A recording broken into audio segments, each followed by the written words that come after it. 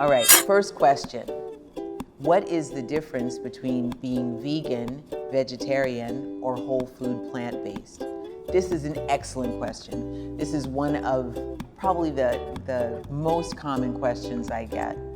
There's a lot of confusion between the three terminologies, and the edges blur a lot. So vegans generally eat only plant-based, only non-animal products. So no milk, no cheese, no butter, no animal flesh for sure, no honey, nothing that's created or produced by an animal.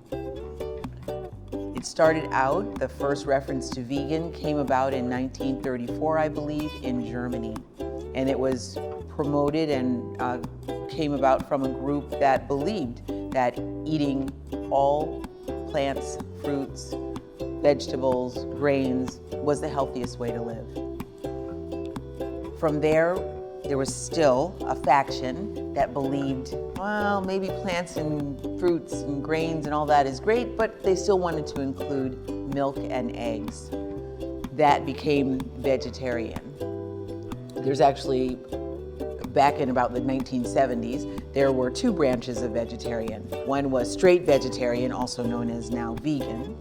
And there was another branch called lacto-ovo vegetarian, where those people ate milk relating to lacto and eggs relating to ovo.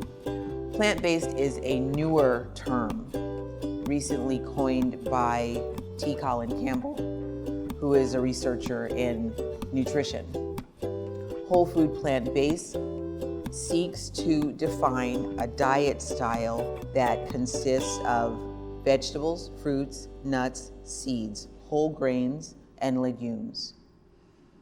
There's a continuum of whole food plant-based. There's people who are maybe, say, 50% whole food plant-based, the rest they're eating meat and other things, all the way up to 100% plant-based, where they are strict about not having any animal products, as well as no additives or preservatives, no chemicals. They even go as far as to have no oil in their diet sometimes. So that's the difference between those three. One other important difference would be, very often, people who eat vegan style, it can be an ethical choice. It can be about animal rights. It can be about saving the planet, or it could be about environmental issues. Largely, whole food plant-based eaters are more interested in health, their own health. So whereas a person who is vegan may be eating Twizzlers or Oreos or things that don't have animal products, a person who eats whole food plant-based style will not have any chemicals or additives or refined flours or anything like that in their diet. So that's the major difference between those three. Question number 2, are there other health benefits to eating more plants? Emphatically, yes, there are. So you may or may not know, I'm a registered nurse and I spend a lot of time looking at human health. I've worked in clinics and with individual patients. 100% of the time, the more plants a person eats, and then the closer to whole state that they are, even as far as like raw or lightly cooked or barely processed, the more a person eats like that, the healthier they are. The more plants a person eats, that is fruits, vegetables, nuts, seeds, legumes, and whole grains, the more a person eats of that, the less likely they are to have heart disease, high blood pressure, diabetes, cancers, arthritis, and a whole host of other illnesses. So there's massive benefits from eating a lot of plants. The question next is, if you don't eat meat, where do you get your protein? Okay, so there's a joke, which is a truth, that gorillas are among the strongest animals on the planet. They are vegans, eating whole food, plant-based all the time. They are not, finding enough protein is never a problem. In fact, in America, most people eat way more protein than we need. High intake of protein is actually associated with increased risk of cancers, high blood pressure, diabetes, and all those sorts of things. So really the recommendation is, the evidence shows that if you can keep your protein intake down to between 6 to 8% of your caloric intake, you're healthier in the long run. Meat coming from animals is the only source of dietary cholesterol, which is a major player in all of the chronic illnesses. The next question is, I eat fake meats. Is that healthy? Well, I'll tell you, I am not a big fan of the fake meats. They contain a lot of GMOs and extra fats and other additives. So whereas eating fake meat is okay on occasion, and certainly if you're trying to transition from eating beef or pork or chicken all the time and you want to slowly wean yourself off, as you add more plants and fruits and whole grains to your diet, okay. But in the long run, eating the faux meats or the fake meats is not really a good option long term. So the next question is, I want to be more plant-based, but my kids refuse to eat vegetables. What do I do? Man, this is a tough one for a lot of people. The challenge is that in our country, we are meat-centric, and there is so much advertising and marketing directly to children that promotes things like chicken nuggets and kids' meal burgers and pizza, and certainly our school lunch programs have a lot to be desired about the healthy meals that they don't necessarily serve. One thing that you can do is kind of make it into a game. So for example, let's say you wanted to include more vegetables in your diet, and you wanted to, let's say, get one vegetable of every color. You could tell your child, depending upon their age of course, that that's what you're interested in doing. Take them with you to the grocery store. Walk around the produce section. Have them choose something that they're interested in testing. Tell them you need a red vegetable today. Tell them you need a blue fruit today, or a green berry of some kind. See what they can pick out. Very often when kids are involved in the food selection, and if you can get them to help you prepare it, make it into a salad, make it into a design on your plate, something like that, they're way more interested in helping and taking part. For teens, it can be a little bit more challenging, but honestly, you just do you. If you provide fruits and vegetables and whole grains, and you explain to your teen, this is what you're doing, this is why you're doing it, do a little research. Let's go on the internet. Let's look and see how animals are treated in animal farming. Let's look and see what eating too much protein does to a person long term. Let's look and see how eating a lot of meat and supporting unhealthy eating practices affects the whole planet. A lot of teenagers will listen to that and respond accordingly. Question is, I'm trying to get my body right for the summer. Will being plant-based help me lose weight? This is a great question. I love this. So, can I say yes and no? Yes, it can help. Certainly, there are a lot of people who lose weight when they change their diet to healthier foods. If you can include, say, 5 to 9 servings of vegetables a day, you certainly won't have room to be eating cakes and cookies and candies. However, eating whole food plant-based, we say, is more like a marathon than a sprint. It's a lifestyle.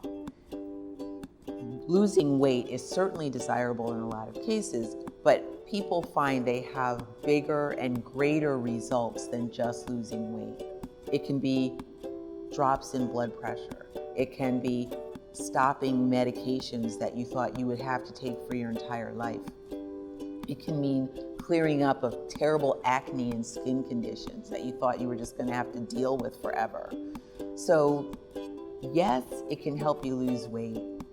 It might not come off as fast as you want, But long term, the benefits are astounding. The next question is, I've been fighting with diabetes and hypertension for about the last 10 years of my life. Will eating plant-based help me reduce or reverse diabetes and hypertension? This question strikes so close to home for me. Obesity is one of the most rampant problems we have in the United States. Diabetes is an epidemic. Heart disease kills 600,000 people per year.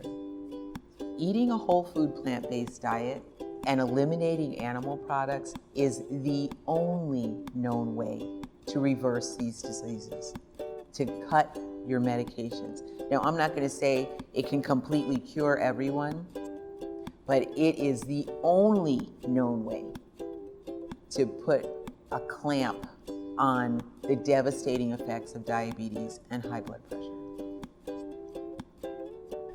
Next question. Being vegan is so expensive.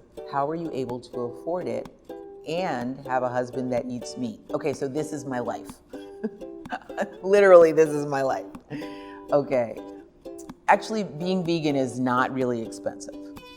And I'm actually more whole food plant-based because I'm into the health end of it, right? But for many, many years, my husband insisted on being a carnivore. He refused. In fact, there would be major upsets if I put too many green beans on his plate. I'm not exaggerating. I continue to eat whole food plant-based. That means lots of salad and fruit and nuts and seeds and whole grains, cooked vegetables, prepared in all kinds of ways. And he just always pretty much wanted a cheeseburger, okay? He was raised in Wisconsin. He's a good Wisconsin guy, right? The cost is not that high, actually.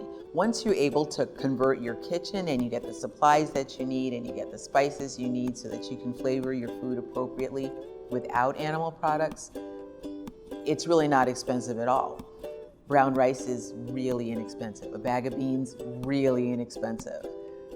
Fresh fruits and vegetables in season, really inexpensive. So that's how I keep the price down. Now, for my husband, the cost of meat and cheese and all that is, whatever it is, that's where the money comes in. That's where it really gets expensive. Now, most recently, he found out that he needed to change his diet. He was starting to impact his health to be eating meat and cheese all the time. So now we are both whole food plant-based at home. Next question. So what do you do when you go on vacation? What do you eat? And I'll add to that, what do you do when you go out to a restaurant? What do you eat? It's kind of the same question, right? So not long ago, actually before the pandemic hit, I had a chance to go to Africa, trip of a lifetime. And I was on a safari. I was in resorts. I was in hotels the entire time for about 3 weeks. And one of the most amazing things that happened was I was able to speak with the kitchen staff, and I told them exactly how I eat. I don't eat, what I told them was, I don't eat anything from animals. Amazing what that did. Opened up the conversation with the kitchen staff. We had a great rapport. They would tell me, oh, wonderful. We know what to do. When you come into the dining room, ask for Joe or Sam or whoever it was. I would go to the dining room, I would ask for them, and they would show me all around the dining room and tell me what I could eat and what I couldn't.